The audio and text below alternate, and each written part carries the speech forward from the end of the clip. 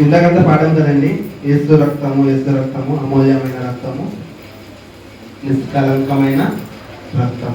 యేసే రక్తము ఎలాంటి రక్తం అండి?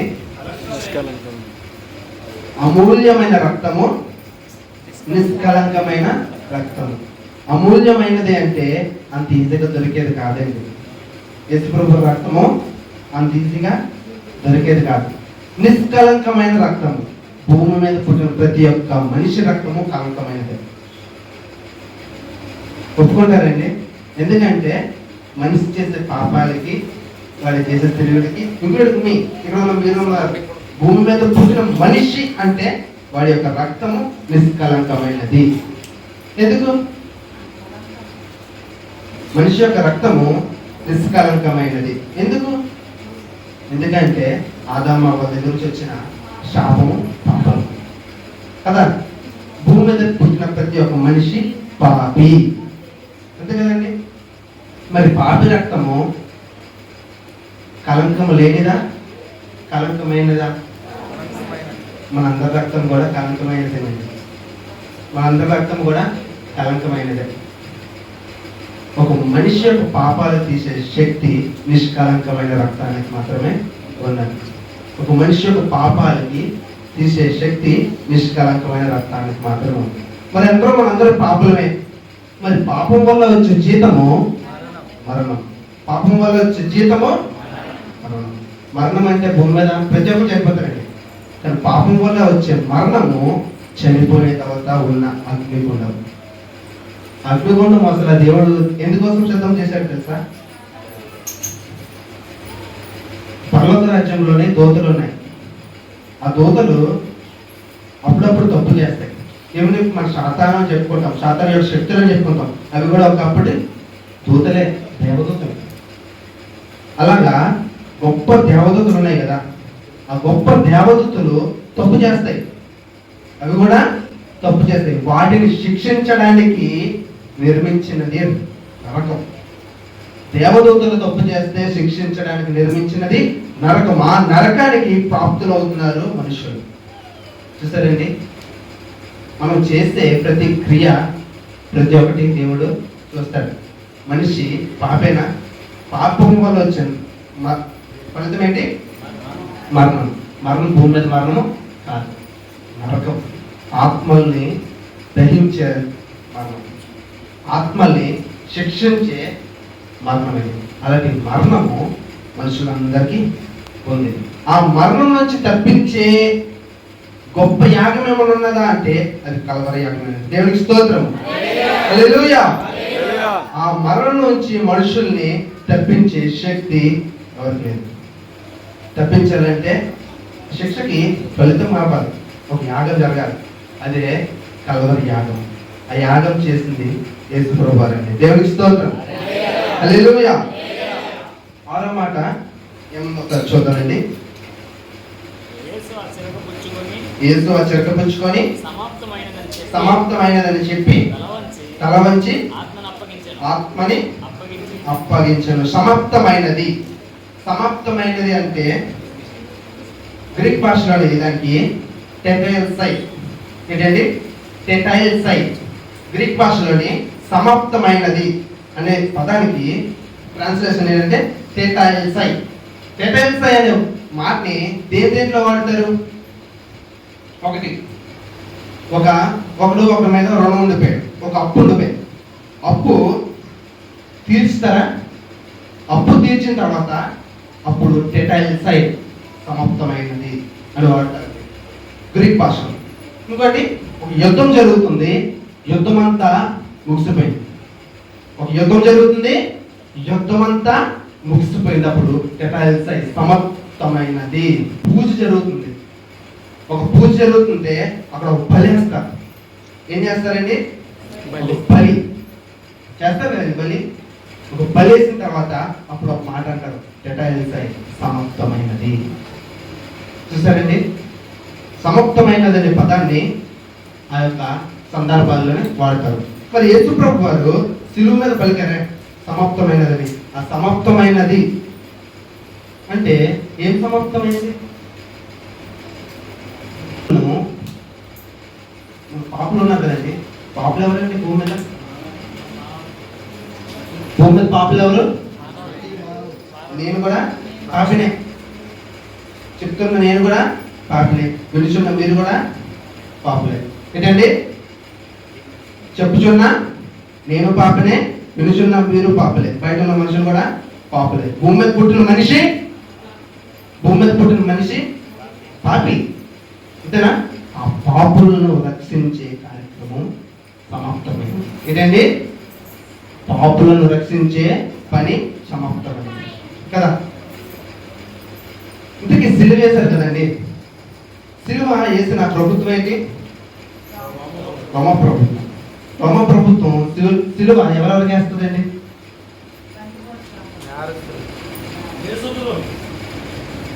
సిలువ రోమ ప్రభుత్వంలోని అత్యంత నీచమైన శిక్ష.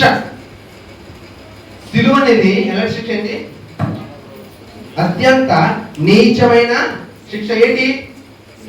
రోమ ప్రభుత్వంలో అత్యంత నీచమైన శిక్ష సిలువ. యేసుప్రభువు ఏమో తప్పు చేశారా? అంత నీచమైన తప్పు ఏం చేశారంటే యేసుప్రభువు ఒక్కటేనా? నిన్ను నన్ను రక్షించడం తప్ప ఏమన్నా నీచమైన తప్పు చేశారా? అంతేనా? అంతే కదా. అత్యంత నీచమైన తప్పు మాత్రమే శిక్ష. ఏంటి? సిలువ. నెక్స్ట్ శిక్ష ఎవరు చేస్తారు చెప్పనా? ద్రోహులు అంటే దొంగలకి ఇంకా ఆ దేశం మీద తిరుగుబాటు చేస్తారు. రాజ్యం మీద తిరుగుబాటు చేస్తారా? తిరుగుబాటులకి దొంగలకి సిలువ అనే శిక్షని వేస్తారండి. యేసుప్రభువు దొంగతనం చేశారా? తిరుగుబాటు చేస్తారా? యేసుప్రభువు ఏం చేస్తారండి? నిన్ను నన్ను రక్షించారు. అంతేనా? యేసుప్రభువు ఏం చేశారు? నిన్ను నన్ను రక్షించారు. అంతే తప్ప ఇంకేమో చేశారా? దొంగతనం చేశారా? పాపం చేశారా? యేసుప్రభువు రక్తం ఎలాంటిదండి? అమూల్యమైనది, నిష్కలంకమైనది. ఇంత తప్పు కూడా యేసుప్రభువులో లేదండి. ఇంత తప్పు కూడా. సిలువ ఇందాక తమ్ముడు చెప్పాడా? మనం చాలా వీడియోలో చూస్తూ ఉంటామా? చూస్తే ప్రతి దాంట్లో సిలువకు సంబంధించిన వీడియోస్ క్లిప్పింగ్స్ పెడతారు.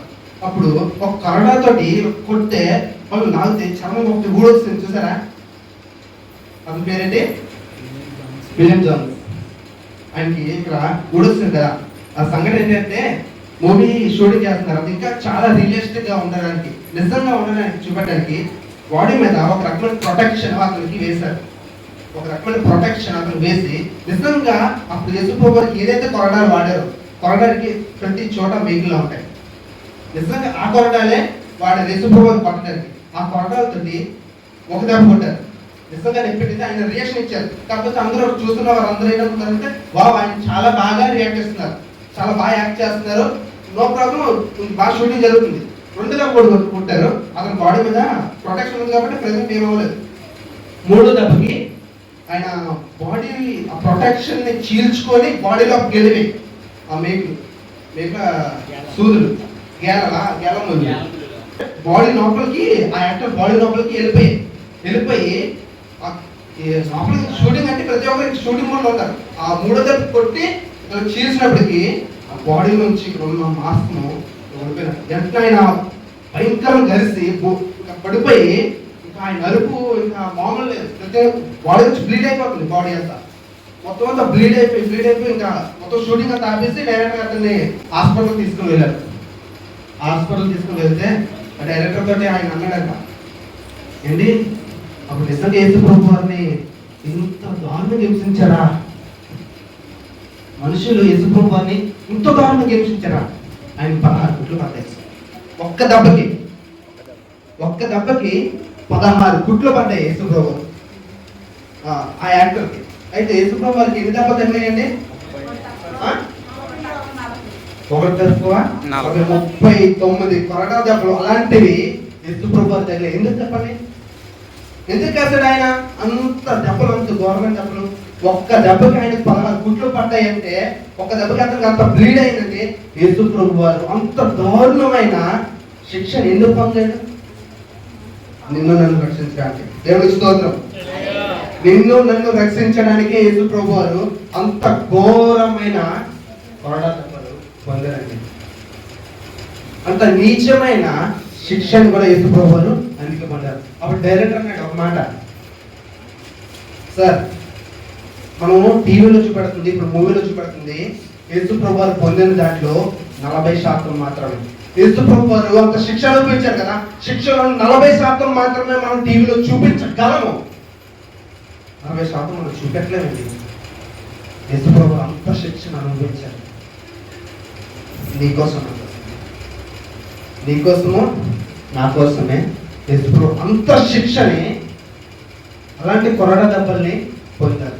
తర్వాత అంత నీచమైన శిక్ష ఏంటి తెలుసా? రోమియోలోనే అదే నీచమైన శిక్ష, శిలువ రాళ్ళ మీద అంత బలమైన అంత బరువైన శిలువని యేసు ప్రభు వారు అంత కొరడా దెబ్బలు తిని, ఇవి మనకి ఇంత చిన్న గీసుకుంటేనే మనం నడుచుకోలేదు. అలాంటి 39 కొరడా దెబ్బలు యేసు ప్రభు వారు పొందారండి ఒంటి మీద. 39 కొరడా దెబ్బలు. ఒక్క దెబ్బకి ఆయన షూటింగ్ ఆపేశాడు, ఒక్క దెబ్బకి ఆయన హాస్పిటల్ అయ్యాడు. అలాంటిది 39 కొరడా దెబ్బలు యేసు ప్రభు వారు పొంది, ఆ దెబ్బలతోటి అంత బరువైన సిలువని దెబ్బలతోటి సిలువని భుజం మీద వేస్తే కొంతవరకు తీసుకొని వెళ్ళాడండి. ఎవరు? ఎందుకంటే యేసు ప్రభు వారు తీసుకెళ్ళారు? నీ పాపము నా పాపము కొట్టువేయడం. దేవునికి స్తోత్రం. నీ పాపము నా పాపము కొట్టువేయడం కోసమే యేసు ప్రభు వారు అంత దెబ్బలతోటి ఒళ్ళంతా, ఒకసారి ఆలోచించండి, అలాంటి దెబ్బలు తగులుతూ ఉంటే ఒంట్లోని శరీరం ఉంటుంది కదా 39 కొరడా దెబ్బలకి. లేదు కదా, యేసు ప్రభు వారు చనిపోయే టైంకి బాడీలో ఒక్క రక్తం చుక్క కూడా లేక యేసు ప్రభు వారు పొడిస్తే నీరు వచ్చిందంటే ఏంటొచ్చింది? యేసు ప్రభు వారు శరీరంలో ఒక్క రక్తం చుక్క కూడా లేదు. దేవునికి స్తోత్రం. అంత శిక్షని నీ కోసం నా కోసమే, నిన్ను రక్షించడం కోసమో నన్ను రక్షించడం కోసమే. ఎండ ఇప్పుడు మధ్యాహ్నం అక్కడికి వెళ్ళి 10 నిమిషాలు ఉండండి, ఉండలేమే. అలాంటిది ఎండలోని యేసు ప్రభు వారిని శిలువ మీద వేలాడించి ఆ దెబ్బలతోటి శిలువ రాళ్ళ మీద అంత దారుణంగా ఆయన అంత శిక్షణ పొందాడు. ఒకసారి ఎవరైనా అనుకోగలరా, ఊహించగలరా ఎంత శిక్షని? ఎందుకండి చెప్పండి, ఎందుకు అంత శిక్షని అనుభవించాడు యేసు ప్రభు వారు? చెప్పండి. నా కోసం, నేను చేసిన నా పాపాల కోసం యేసు ప్రభు వారు అంత శిక్షణ, అంత ఘోరమైన శిక్షని అనుభవించాడు. నువ్వు చేసిన పాపాల కోసమే యేసు ప్రభు వారు అంత శిక్ష అనుభవించాడు. నిన్ను రక్షించడం కోసమో నన్ను రక్షించడం కోసం, నిన్ను రక్షించడం కోసమో నన్ను రక్షించడం కోసమే యేసు ప్రభు వారు ఒక గొప్ప యాగాన్ని తలపెట్టాడండి. దేవునికి స్తోత్రం. హల్లెలూయా. కొలసీలకు రాసిన పత్రిక 2వ అధ్యాయము 14-15 వచనం ఒకసారి చదువుతామండి.